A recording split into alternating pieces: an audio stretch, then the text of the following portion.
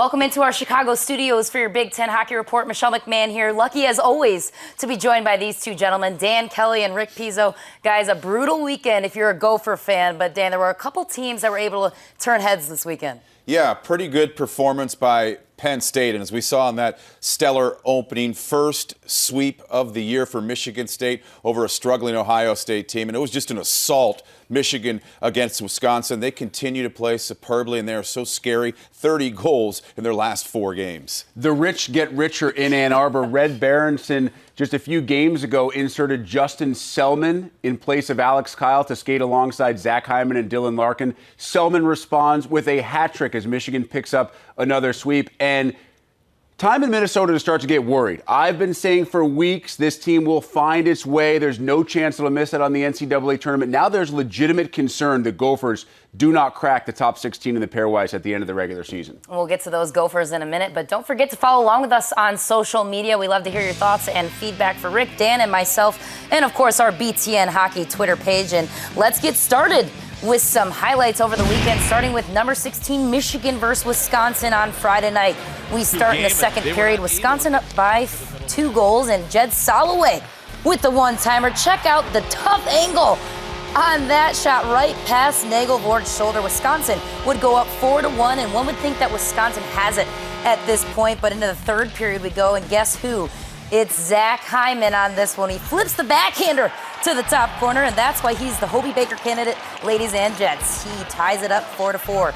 Later on in the second, Michigan leads by 1. It's Justin Selman who earns the hat trick. A great assist by Larkin to the slot. Michigan would go on to score 6 unanswered goals, winning 7-4 against the Badgers on Friday night. So on to Saturday's contest. We know Michigan's offense is good, but what about their goaltending, Dan? We start in the second period. Michigan up big. And it's Zach Hyman again who beats Rumpel to the corner. Michigan would go up 5-0. Late in the second, it's Zach Nagelvort with a huge save against Morgan Zolenick on the one-timer.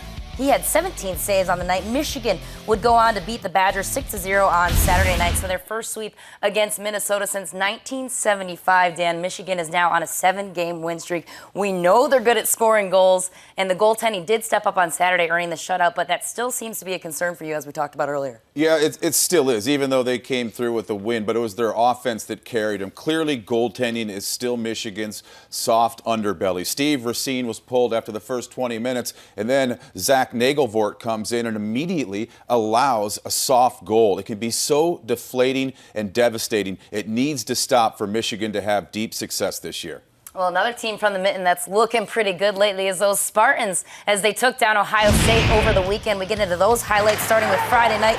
We start in the second period, and Matt Berry is back into the lineup. A good thing because he gets the goal. Michigan State goes up 1-0. Later on in the second, Ohio State pressuring on offense, but it's Jake Hildebrand in that net. Man, he's sprawling, and he gets the save to hold off in the end of the third period. Michigan State up by 2, and it's Brent Darnell through the legs. Ryan Keller goes top shelf, and check out that pass. My goodness. Michigan State goes on to win 4-1 on Friday night. So on to Saturday's game, Michigan State in search of their first sweep of the season. We start late in the second. It's William Hag to set this one up, and it's Ryan Keller who'll get the credit on that one. A close call, but they did rule it Keller's goal. Michigan State would go up by 1. Into the third period, Michigan State on the power play. Brent Darnell cranks that one-timer. Michigan State would beat Ohio State 2-0 on Saturday night. They earned their first sweep of the season, Rick. Matt Berry's back into the lineup. Jake Hildebrand playing lights out per usual. Head coach Tom Manassas has to be pleased with the way the Spartans are playing right now. Especially on Friday night, they could have scored 6 or 7 goals, several quality chances around the net that they just weren't able to put between the pipes. But this is a great step in the right direction for Michigan State. You get Matt Berry back. He's a point-per-game contributor. You have the leadership of Michael Ferrantino. Great weekend for Brent Darnell with 4 points, a guy who I think could be strong over the next 6 weeks. Then he had that great sophomore class. Guys like Ebbing, Cox, McEachern, William Hague as well. But at the end of the day, this team relies on Jake Hildebrand. I stand by my statement earlier in the year that if I had to pick one goaltender from the Big Ten to win me one game, that guy is Jake Hildebrand. He goes from post to post as well as any goaltender in the country. He keeps Michigan State in each and every game, gives them a chance to win even when they're playing against a team that has a little bit more offensive talent. And we saw some great Spartan offense, but how about Penn State's offense this weekend as they took on Northern Michigan with an incredible comeback on Friday night, winning 5-4. We start with Saturday's highlights into the second period. Northern Michigan's Reed Seckel lights the lamp. Penn State would go down 3 goals, trailing 4-1. Later on in the second, though, Penn State stealing some momentum, and it's Eric Scheid on the breakaway. Who stumps him? He cuts Northern Michigan's lead by 1, and his second goal of the night into the third period. Now Penn State down a goal. It's Eric Scheid who takes the first shot, and Dylan Richard taps the rebound out of midair. Northern Michigan not pleased about the tangle up there with the goaltender. He would tie it up at 5. So despite the great comeback, Penn State would settle for a tie on Saturday night, but they outshot Northern Michigan 64-29, Dan. That's a pretty incredible. And that offense didn't come from their typical front line that they're used to seeing. So how about the depth in Penn State's offense right now? Well, they're going to need that depth, too, because goaltending, there's been a lot of high scores coming out of Happy Valley this year. So they're going to need that scoring. Casey Bailey, yeah, he's got a cool 17 goals, but the big shot in the arm for the Nittany Lions has been the return of Eric Scheid. He missed 6 weeks with a concussion. Guy Godelski said he was just flying around all weekend on a different gear against Northern Michigan. So he's been a big part of their recent success. Well, we talked about it in the beginning, but sad times for the Gophers right now as they fell back-to-back games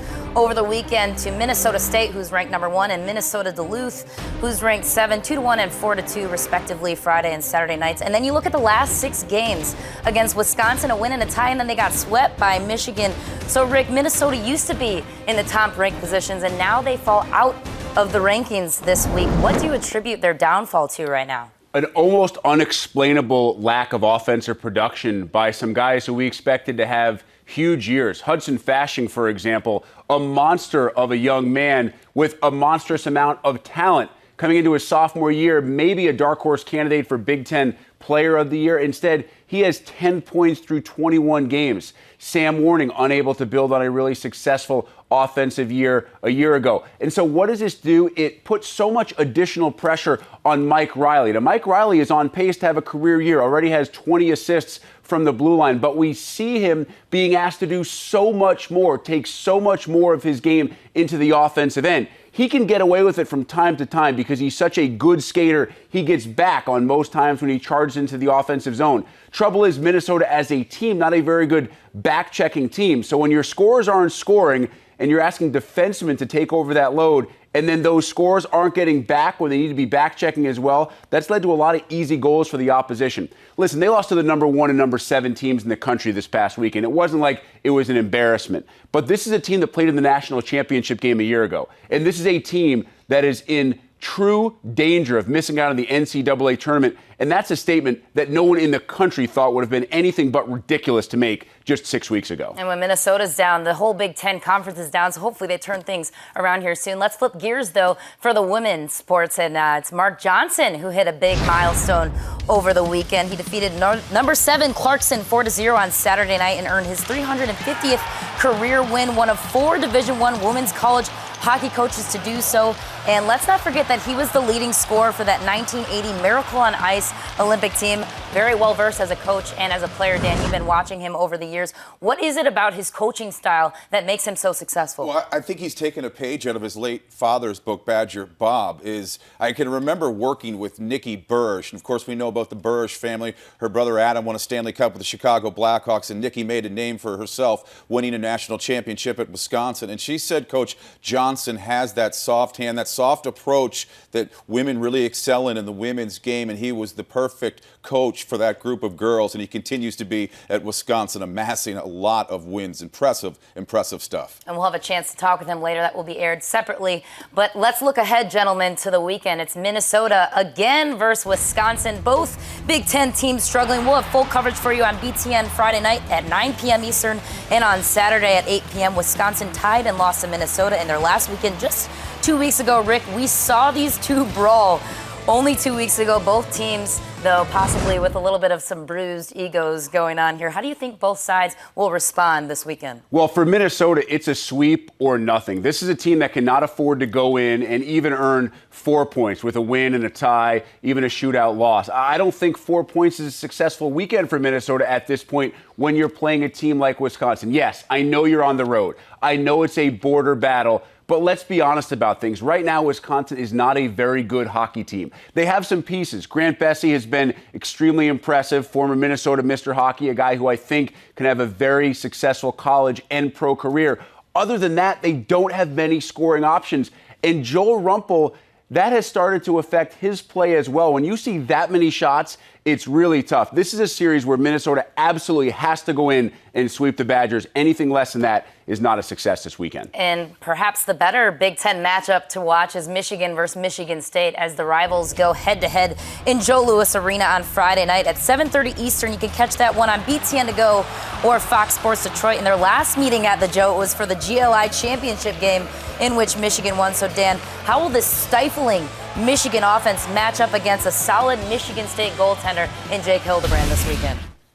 Yeah, Jake Hildebrand has the capability of stealing a game, certainly, but you look at Justin Selma, what he has done for Michigan recently with the hat trick on Friday night, a game breaker. All of a sudden, it might be time to say hello, Hobie, for the Michigan Wolverines. And if you get supplemental scoring from your third and fourth line players, you're pretty much unstoppable. Well, let's hope their goaltending can step up as well. But that'll be a wrap for us here on the Big Ten Hockey Report. Thanks so much for joining us. For Dan, Rick, and myself, we'll check in with you next week.